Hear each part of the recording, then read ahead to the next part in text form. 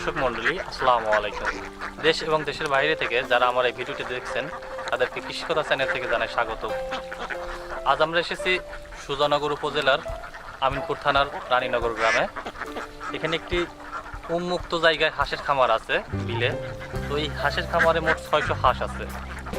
বর্তমানে হাঁসগুলো ডিম দিচ্ছে এবং এই হাঁস যে একটি লাভজনক ব্যবসা, হাঁসের খামার যে একটা লাভজনক ব্যবসা, সেই লাভজনক ব্যবসাতে কী পরিমাণ লাভ হয় এবং কী পরিমাণ ডিম দেয় সেই বিষয়গুলো আমরা সরাসরি খামারির কাছ থেকে জেনে নেব। চলুন আমরা সরাসরি খামারির সাথে কথা বলব।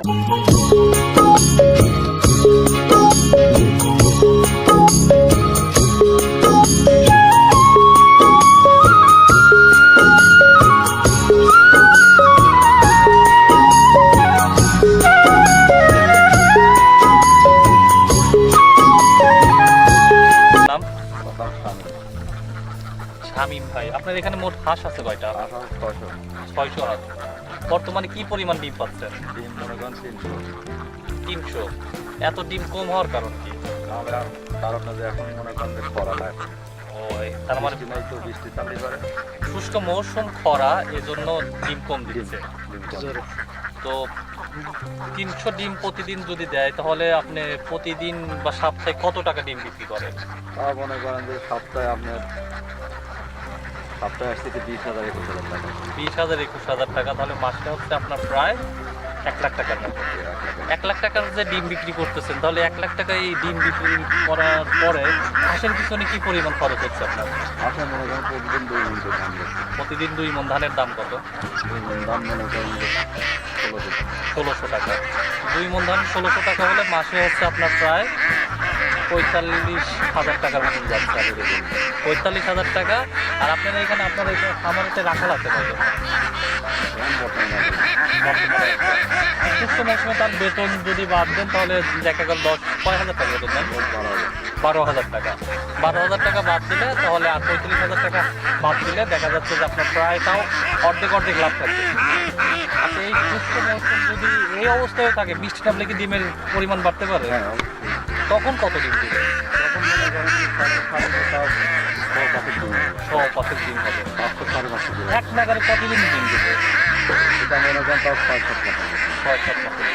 তাহলে বোঝা যাচ্ছে যে এই শুষ্ক মৌসুম হলেও, যদিও সে প্রতিদিন 2 মণ ধান খাওয়াচ্ছে, ধান খাওয়ানোর ফলেও দেখা যাচ্ছে যদি বৃষ্টি হয়, আবহাওয়া যদি একটু ঠান্ডা হয়, ধান খাওয়ানোর ফলে দেখা যাচ্ছে 500-550 ডিম দিবে। এবং তখন দেখা যাবে যে বাজার মূল্য প্রায় 1.5 লাখ টাকা।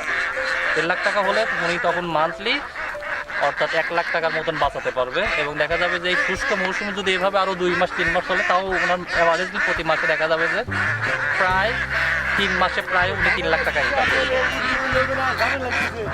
এখন আপনাদের আমি একটা জিনিস বলতে চাই যে শুষ্ক মৌসুম পুকুরে হাঁস পালন করতেছে, তারপরে দেখা যাচ্ছে কি হাঁসের পিছনে খাবার এবং এর পিছনে শ্রমিকের বিল সব কিছু বাদ দিয়া খামারির মালিক 600 হাঁস থেকে মাসে প্রায় হচ্ছে 50,000 টাকা কামাই করছে। আপনার ডিমগুলো কোথায় বিক্রি করেন?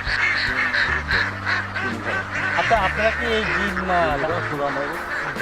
ডিম পার হাঁসের জন্য এক্সট্রা কোনো প্রোটিন খাবার দেন? মনে করেন ধান গম এগুলো, এমনি কোনো ভিটামিন জাতীয় কোনো খাবার খাওয়ান না? আচ্ছা, এরকম কি কখনো শুনছেন যে ভিটামিন জাতীয় খাবার খেলে ডিমের পরিমাণ বাড়তে পারে? এরকম ভিটামিন আছে? তাহলে তো আপনারা সব ভিটামিন আনে খাওয়াইতে পারেন। তার মানে হাঁসটা যখন 1-1.5 বছর পরিপক্ক হবে তখনও সেই ভিটামিনগুলো খাওয়া যাবে। আর ভিটামিনগুলো খাওয়ালে দেখা যাবে যে হাঁসের ডিমের প্রোটিনটা বাড়বে এবং হাঁসের ডিমের পরিমাণও বাড়বে। তাহলে এইভাবে আর কয় মাস হচ্ছে আপনারা খাবার দেবেন? এই তো মনে করেন এই পাকা দামগুলি কাটা খাবার লাগবে না।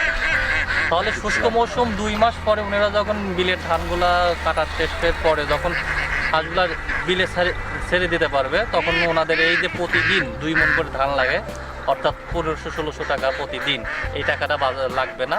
আর তার পরিবর্তে যে টাকাটা ওনার এই 1500-1600 থাকবে এবং তার ডিমের পরিমাণও বেড়ে যাবে।